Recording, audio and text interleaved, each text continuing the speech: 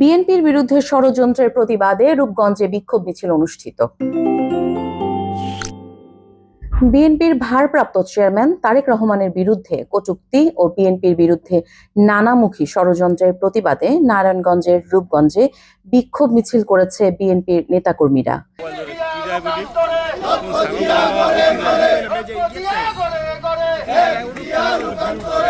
২১ জুলাই সোমবার বিকেলে কায়েতপাড়া ইউনিয়নের ৬ নং ওয়ার্ড বিএনপি অঙ্গ ও সহযোগী সংগঠনের নেতাকর্মীদের উদ্যোগে উপজেলার বড়ালু এলাকায় এ কর্মসূচি পালন করেন তারা।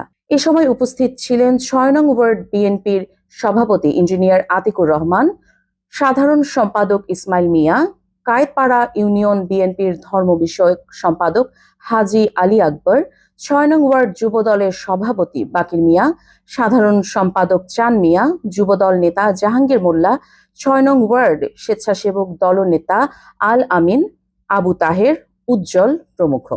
ভারপ্রাপ্ত চেয়ারম্যান জনাব তারেক রহমানকে নিয়ে বিভিন্ন দিক থেকে কটূক্তি করে মিথ্যাচার করে, এই মিথ্যাচারের প্রতিবাদে আজকে আমাদের এই বিক্ষোভ সমাবেশ। তথ্যচিত্র মাসুম মিয়া, রূপগঞ্জ, নারায়ণগঞ্জ। দৃষ্টিকাজী, বাংলাদেশ নিউজ টুডে।